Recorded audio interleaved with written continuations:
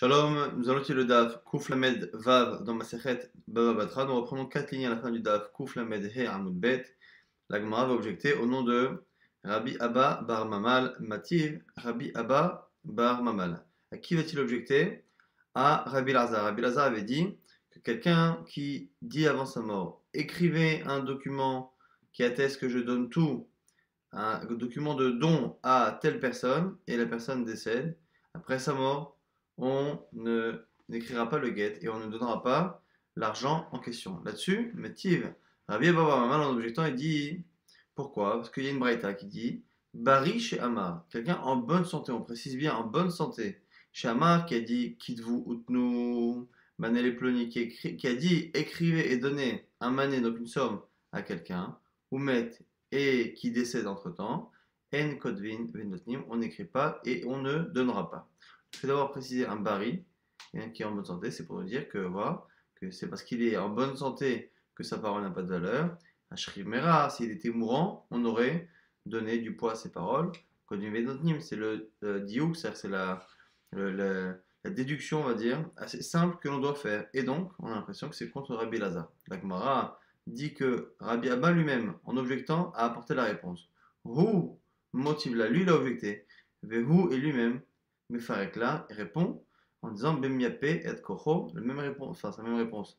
La même nuance qu'on avait donnée hier à la fin du DAS, c'est-à-dire que dans certains cas, on réécrit le get, enfin on écrit quand même le document et on donne la somme. Dans le cas où on voit dans le document que la personne n'a pas souhaité faire une acquisition avec le document, mais et meyape koro, lui donner une force supplémentaire, une preuve, faire une sorte de second kinyan, de seconde acquisition avec le document. Rappelez-vous que la raison pour laquelle un document qui est ordonné par un homme avant de mourir ne fonctionne pas, c'est parce que si on l'écrit après la mort et que lui, en voulant écrire le document, avait l'intention de faire une acquisition par une transmission de documents, puisque au moment où on écrit le document et qu'on le donne, il n'est plus là, ce transfert ne peut plus se faire. Si par contre on dit que c'est simplement Kedele et Kocho pour renforcer le pouvoir, la force et la preuve qu'aura le destinataire, c'est-à-dire qu'il aurait fait l'acquisition de son vivant, simplement il veut qu'il ait un autre document qui dit qu'il y a eu une acquisition de telle sorte à ce qu'il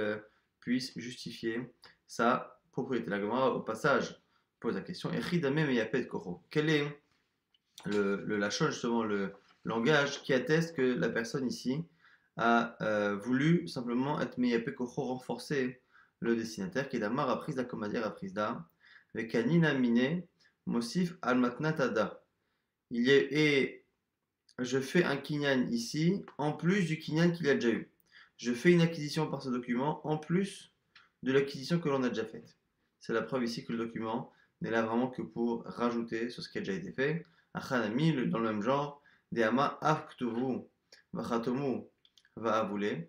Si la personne a dit, je veux que vous écriviez un document, que vous signez et vous le donniez, là aussi on a l'impression que ici le document écrit et signé n'est qu'une preuve, puisqu'il a dit aux personnes, voilà, écrivez simplement cette réalité et donnez-lui le document. Ici aussi on a l'impression que le document n'est là que pour donner une preuve, et donc on estime qu'il y a eu acquisition avant, et donc on peut donner les biens à la personne. Itmar, maintenant l'alacha pour conclure cette sugia.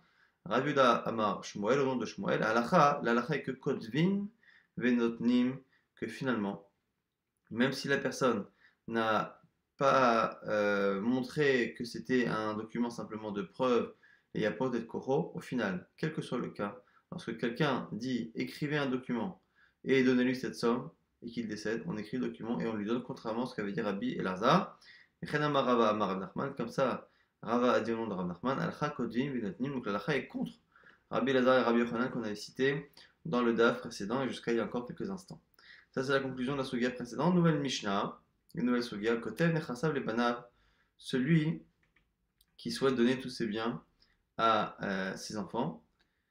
Vetsarir Sheirtov Mehayom Ulacha Mita. Il faut qu'il écrive que ce document fait office de don à partir de maintenant et après sa mort. Et ici, on verra dans la suite de la Mishnah, dans la sugia, qu'on parle d'un cas où la personne souhaite que le terrain appartienne à ses enfants dès à présent, mais il veut continuer de profiter de l'usufruit, l'utilisation du bien jusqu'à sa mort. Et donc du coup, ce qu'on nous dit ici, c'est que celui qui veut faire cela, c'est-à-dire continuer de profiter, d'habiter, de prendre les récoltes d'un terrain, mais souhaite que dès à présent, le terrain appartienne à ses enfants, à ce moment-là, il doit utiliser cette formule-là, qui est un peu ambiguë, mais hayom depuis aujourd'hui, ou l'achramita et après ma mort. Cette formule justement ambiguë permet de dire que à partir de maintenant, mais toi mon fils, tu acquiers le terrain, mais après ma mort, tu acquéras même l'usufruit. Livré Rabuda, ça c'est Rabuda qui demande à ce que cette formule Mehayom l'achramita soit inscrite dans le document. Rabbi Yossi Omer et notre Sarir, selon Rabbi Yossi, il n'y a pas besoin, et la Gemara expliquera quelle est la raison de Rabbi Yossi. À côté, Nechasav Livno et Achamoto. Maintenant, justement, dans le cas qu'on vient de citer, si quelqu'un a écrit ses biens pour son fils, il a un seul fils, et il souhaite qu'il devienne propriétaire de ses biens, il en devient propriétaire tout de suite, mais encore une fois, l'usufruit appartient toujours au père pendant son vivant.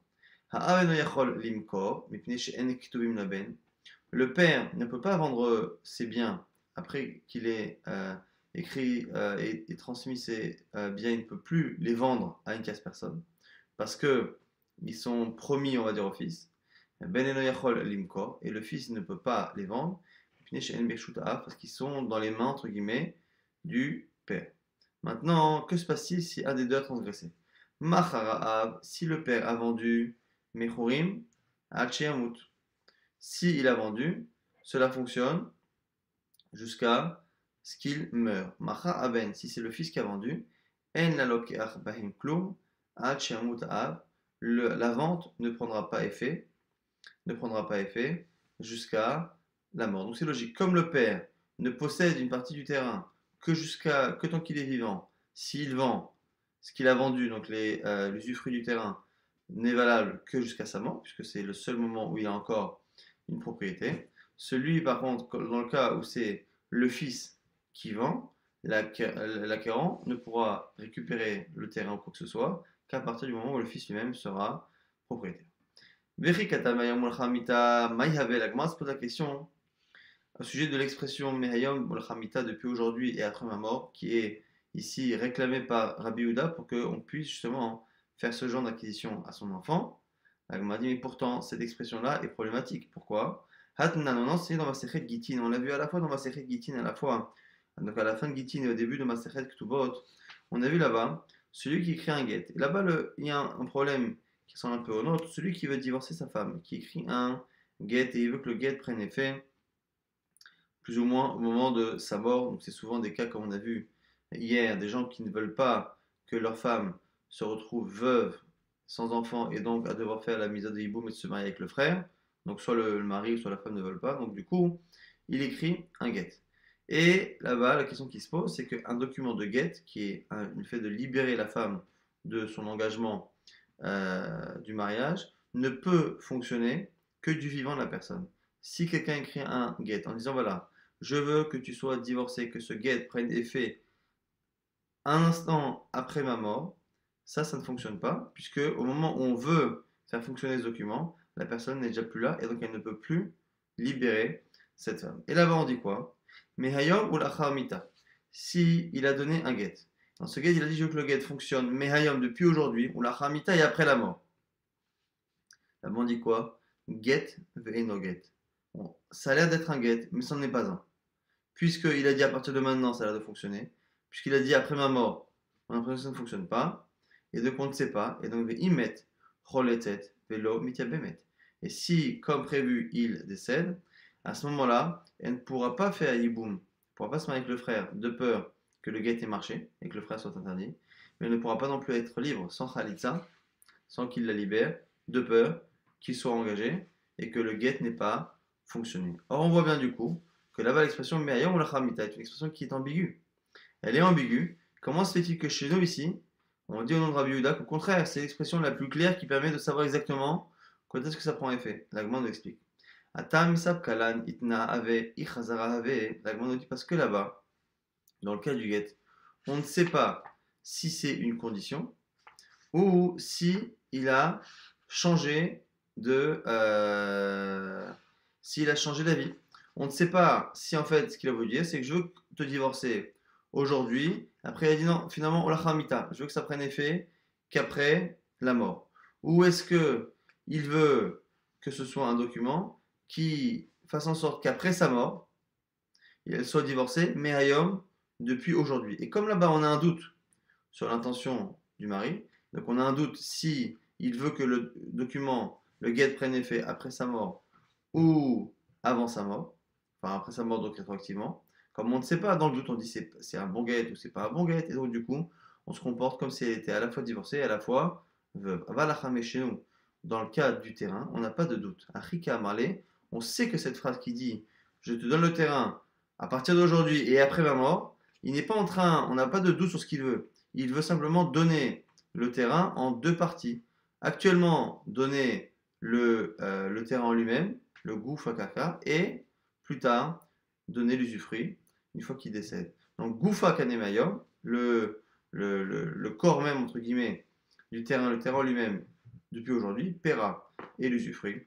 Les acha mita, donc c'est la raison pour laquelle ici, on comprend tout à fait la raison pour laquelle selon Rabbi Yehuda, cette expression est claire, contrairement là-bas à la Mishnah de Masechet Gitin. Maintenant, au sujet de Rabbi Yossi Omer, Einot Sareh. Sur Rabbi Yossi, il n'y a pas besoin d'utiliser cette expression-là de Mehayom ou Mita. Alors, on nous rapporte maintenant une histoire. Rabba bar Avua Khalash. Rabba bar Avua était malade. Al Legabe Ravuna et Rav Nachman. Ravuna et Rav Nachman sont partis le visiter. Amalé Ravuna et Rav Nachman. Ravuna dit Rav Nachman. Baïmine, quand nous serons avec lui, demande-lui. Al-Khaki Rabbi Yossi, ou Al-Khaki Rabbi Yossi, est-ce que la est comme Rabbi Yossi en général, souvent la est comme Rabbi Yossi, mais Chavero, parce qu'on dit que Nimukuaimo, la raison, il a toujours des halachot qui sont logiques, faciles à comprendre et qui sont intelligibles. Donc il dit, demande-lui s'il a halakha comme Rabbi Yossi ou pas. Amalé, Tamed Rabbi Yossi le Hadan, a réponse de Rav Nachman. Il dit, mais cette fois-là, contrairement à l'habitude, je ne comprends pas l'habitude de Rabbi, je ne comprends pas la raison de Rabbi Yossi. Je ne comprends pas pourquoi il se permet de dispenser la personne d'écrire cette expression-là. Alakha est ba'emine, et tu veux moi que je demande si l'alakha est comme lui? Je ne peux pas, même s'il me dit que l'alakha est comme lui, moi trancher après l'alakha comme cela, alors que je n'ai pas compris pourquoi. Iba'emine et alakha ilo. Alors il a répondu à ce moment-là, Ravuna, il le dit Ad ba'emine et alakha ilo, demande-lui si l'alakha est comme cela. Mais ta'ame ana amin alakh. Et la raison de Rabbi aussi, je te la dirai plus tard. C'est ce qui s'est passé. Ba'emine amale achi amarav, à ce moment-là, il a demandé à Rabba Baravoua qui lui a dit effectivement Achi Amarav, Rav a dit Al-Kha qui Rabbi aussi, que l'Al-Kha est comme Rabbi aussi. Matin Nafkou, une fois qu'ils sont sortis de chez lui, Amarle Ravuna a dit Aïnou Ta'ame des Rabbi aussi, voici la raison de Rabbi aussi, des Amar, car il pense, il a dit Zmano Shel Shta Mochir Alav, que la date qui est marquée sur le document fait office de preuve que la personne veut que ça prenne effet, en tout cas en partie, dès à présent. Pourquoi? Parce que quand quelqu'un écrit un document en disant voilà, je donne tout à mon fils, on a dit ici que s'il il dit l'expression il est évident ici qu'il veut donner le terrain dès aujourd'hui, mais en garder le profit jusqu'à sa mort. Mais selon Rabbi aussi, quand il ne dit pas cette expression, on pense la même chose. Comment se fait-il qu'on n'ait pas de doute sur le fait qu'éventuellement il ne veuille que ça prenne effet qu'au moment de sa mort? Nous dit ici Ravuna, c'est parce que si la personne voulait vraiment que ça ne prenne effet qu'à sa mort, il n'aurait pas marqué la date. Aujourd'hui, nous sommes le temps de tel mois et je donne mon terrain à mon fils. Pourquoi écrire une date si c'est quelque chose qui ne doit prendre effet qu'à la mort? Donc c'est forcément que la date est censée servir de point de départ à l'acquisition. Comment c'est possible?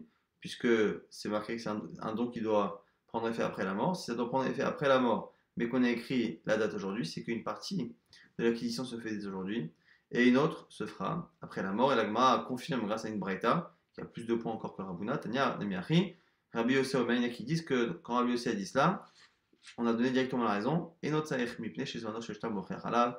Pourquoi on n'a pas besoin de marquer cette formule? Parce que justement, la date atteste de la volonté de la personne. Barminé, on a une nouvelle question maintenant de Rava et Rav Nachman. Be'aknaha ma'ou. Lorsqu'il y a eu ici un kinyan, c'est-à-dire dans le document, on dit voilà, je suis monsieur un tel, donne mes biens à tel enfant, et on précise que les témoins ont fait une acquisition pour justement le destinataire en question. Ils ont fait le geste d'acquisition pour acquérir le terrain pour l'enfant en question. Amarle be'akna inot tsarir. Réponse à ce moment-là de Rav Nachman, s'il y a cette formule, et inot tsarir, il n'y a pas besoin de rajouter autre chose. Le fait qu'il y ait un kinyan fait qu'effectivement, il y a une acquisition qui commence dès à présent. On va voir ici un avis qui va être en désaccord, même si la conclusion sera comme ce qu'on vient de dire à l'instant. Rafapi Amar, Rafapi nous dit Ika akniyata de tsarir, ve Ika akniyata de lo tsarir. Rafapi va faire une nuance en disant ça dépend de la formulation dans laquelle on dit qu'il y a eu un kinyan. Akniye, ve kaninamine, si dans le document les témoins attestent. Voilà. Monsieur Untel nous a demandé de faire une acquisition d'un terrain pour son fils. Vakainaminé, et nous l'avons fait, nous avons acquis pour lui. À ce moment-là, l'autre sarir. Effectivement, là on dira que c'est Glad Kacher, on sait très bien qu'il a demandé, qu'ils ont fait, et on sait qu'il y a eu un kinyan.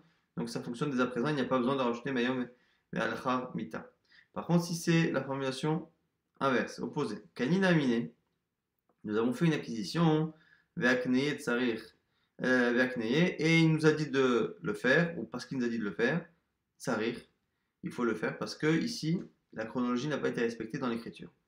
Alors ici, la Gemara va avoir un petit problème avec cela. Pourquoi? Parce qu'elle va trouver que la nuance est tellement fine que si nous-mêmes on ne la connaît pas les rabbanim, comment peux-tu imaginer que le sofer qui a dicté, qui a écrit, enfin qui a finalement écrit, parce que quand on dit que les témoins écrivent, en fait ils dictent, c'est le sofer qui écrit, comment peux-tu penser que le sofer fait ce genre de nuance dans la rédaction de son texte, à tel point que lorsqu'il met ce mot-là avant l'autre, ça veut dire qu'il y a eu un kinyan et l'autre, il n'y a pas eu de kinyan. Et l'objet Rabchanina.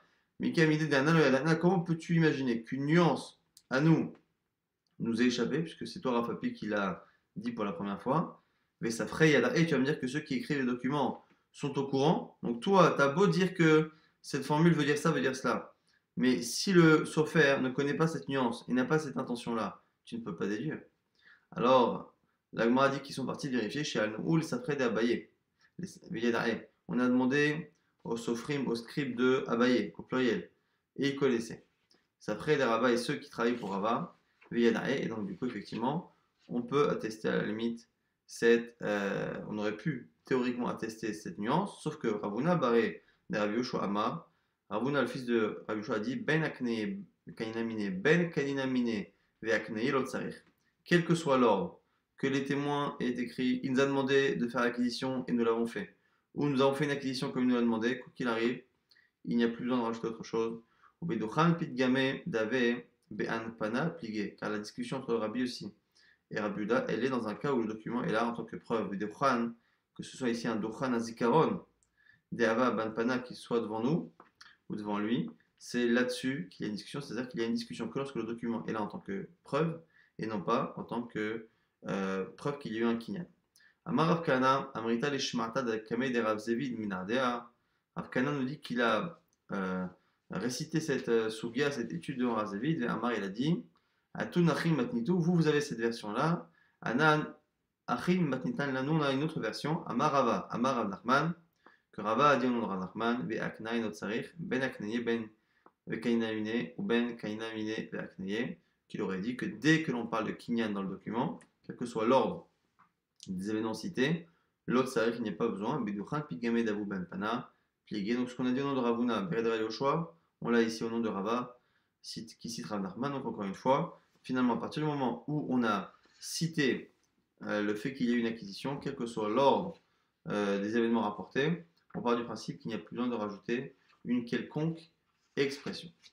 À côté, on reprend la partie de la Mishnah qui disait qu'un homme qui justement écrivait ses biens pour que les biens appartiennent au fils maintenant, mais que l'usufruit continue de lui revenir, on avait dit que si l'un vendait, la vente ne prendra effet que pendant le temps où il a un pouvoir. Itma. On a là-dessus justement une nouvelle halakha, macha aben bechaya, dans le cas où le fils a vendu du vivant du père. On a vu dans la Mishnah que cette vente-là ne pourrait prendre effet qu'après la mort du père. Sauf que ici, Met Aben Bechaya, le fils meurt avant le père. Donc le fils a vendu à un moment où il n'a pas encore le terrain en main, et la vente ne pourra même pas prendre effet plus tard, puisque le fils meurt avant et donc n'hérite pas du tout du père. Amar Rabbi Yochanan, Lokana Lokar. Alors les marloquettes. Rabbi Yochanan nous dit que Lokana Lokar, la vente ne marche pas du tout. Resh Lakish Amar, Kana Lokar, selon Resh Lakish, à la mort du père, à ce moment-là, la condition sera validée et on estimera qu'il y a une acquisition. Quelle est finalement la discussion ici entre Rabbi Yochanan et Resh Lakish? C'est est-ce que lorsque le père vend le terrain mais garde l'usufruit, est-ce qu'en gardant l'usufruit, on estime que finalement il garde le terrain et donc actuellement il n'y a pas de vente et pas de vente, pas de transfert à son fils et donc ça ne se passera qu'à sa mort et si c'est le fils qui meurt avant, ça ne se passera jamais. Ou est-ce qu'on part du principe, comme il a vendu le terrain, l'essentiel c'est le terrain lui-même, il est vendu au fils. Simplement, ça ne prendra effet qu'au moment de sa mort, et à ce moment-là, au moment de sa mort, le fils le reçoit et la vente prend effet. La Gemara explique ça bien, Rabbi Yochanan Amar, Lo kana lokar. Pourquoi la vente n'est pas bonne? Parce que kinyan perot et kinyan akouf damé.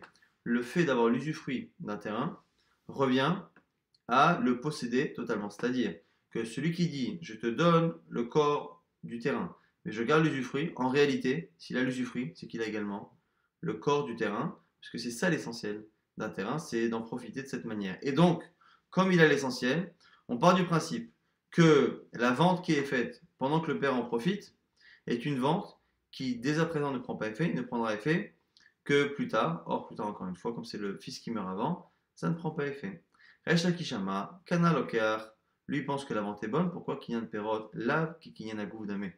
Lui pense que le fait d'avoir l'usufruit ne revient pas posséder la totalité du terrain. Et donc, comme le père a vendu le corps du terrain, entre guillemets, à son fils, il peut très bien le vendre à quelqu'un d'autre. Simplement, c'est une vente qui est repoussée dans le temps. Et donc, à ce moment-là, même si le fils meurt avant, rien n'empêche la vente de fonctionner.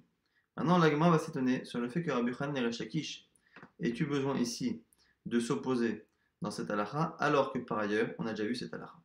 On a déjà vu cette marloquette par ailleurs, des Itma, on l'a dit au sujet ici de la misa de Bikurim, celui qui possède un terrain, un verger, doit apporter les prémices des fruits au Beth Amikdash et faire une cérémonie dans laquelle il doit lire certains versets devant le Kohen. Mon frère Sadéou les Perrottes, ici c'est quelqu'un qui vend son terrain et il vend le fait ici que quelqu'un profite de l'usufruit. Donc il vend l'usufruit du terrain. Il vend les récoltes pendant quelques années. Rabbi Yochanan Amar Mevi Vekore. Selon Rabbi Yochanan, celui qui achète le droit aux récoltes pendant quelques années, c'est lui qui devra apporter les bikurim. Il sera donc considéré comme étant propriétaire, quasiment, et donc apporter les prémices au Beth Amikdash. Resh Lakish Amar Mevi Venokore. Selon Resh Lakish, il apporte les fruits. Venokore, mais il n'a pas le droit de lire les textes de Parashat Bikurim parce qu'on estime qu'il n'est pas propriétaire. Rabbi Yochanan Amar Vivekore Kasava Kinyan Perot Ke Kinyan Agudame. On reprend la logique. Rabbi Yochanan dit qu'il peut à la fois apporter et lire car il pense qu'ici c'est comme être propriétaire à 100%. Resh Lakish Amar Vivenokore selon Resh Lakish, il apporte mais il ne lira pas Kinyan Perot Lav Ke Kinyan Agudame parce que justement il pense que ça n'est pas la même chose. Amar et Rabbi Yochanan lui dit Afalgav de Be'alma. Alors maintenant, Mechila. Donc la réponse de la Gemara, c'est une réponse à la question pourquoi Rabbi Yochanan et Resh Lakish, qui déjà là-bas dans Bikurim nous ont dit que chacun avait un avis différent, c'est-à-dire que Rabbi Yochanan pensait que le fait d'avoir l'usufruit d'un terrain revenait à le posséder totalement, que Resh Lakish disait que pas du tout. Pourquoi ici ont-ils besoin de répéter que c'est la même chose pour le cas de la vente qui est faite par le fils, alors que le fils n'a que le terrain et pas l'usufruit? La Gemara nous explique. Parce que Rabbi Yochanan pourrait t'expliquer. Ah, regardez, Alma, même si par ailleurs, dans le cas justement de Bikurim, j'ai dit que Kinyan Perot, que Kinyan Agoudame, que le fait de posséder la récolte, c'est comme posséder le terrain. J'aurais pu penser que chez nous c'est différent. Kadata Hamina, tu aurais pu penser que Abba, les Gabébéré, Achul, Achid, comme ici c'est un père et un fils, et que ici celui qui garde les Perot, c'est lui le père par rapport à son fils, tu aurais pu penser que le père, il est Mochel, il donne tout à son fils. Et donc, que même si en général le fait de garder la récolte, c'est une manière d'être propriétaire à 100%, c'est peut-être pas le cas lorsque c'est vis-à-vis de son fils. Kamash Malan, que non, justement, que je pense, mon Rabbi Hanan, que ce soit par rapport à un étranger ou par rapport à son fils. On part du principe que le fait d'avoir l'usufruit revient à être propriétaire à 100% avec tous les droits que ça implique. Rabbi Shimon ben Lakish, Resh Lakish nous dit Afalga de Be'alma, qui de Perot là, qui même si en général je pense, et j'ai dit dans Bikurim, que le fait de posséder les récoltes ne revient pas à être propriétaire, j'ai eu besoin de le dire ici. Achai Stere Sakadata Ramina, Kol Legabe Nafshe, Afilu Yukom Bere Nafshe, Adifale. J'aurais pu penser ici que comme ici, c'est vrai que c'est son fils en face, mais d'un autre côté, c'est aussi lui qui est gagnant. Rappelez-vous, dans le cas là-bas de Bikurim, c'est un homme qui vend les récoltes. Alors la question qu'on peut se poser, c'est comme il vend à quelqu'un d'autre les pérotes, il vend les récoltes, est-ce que lorsque quelqu'un cède ses récoltes, il cède au passage la totalité, entre guillemets, de la propriété du terrain? Là-bas, tu aurais pu penser que moi, Rabbi Yochanan, Resh Lakish, Mechila, moi, Resh Lakish, j'ai dit là-bas qu'il n'y a pas une cession totale, parce que c'est la personne qui cède à une autre personne. Mais là, ici, dans notre cas, c'est un père qui vend le terrain, mais qui se garde à lui les récoltes. Et donc, on aurait pu penser que même si c'est son fils, comme c'est lui finalement qui a les récoltes, on aurait pu penser qu'ici, je serais d'accord avec Rabbi Yochanan. Et donc, que dans ce cas-là, il est propriétaire à 100%.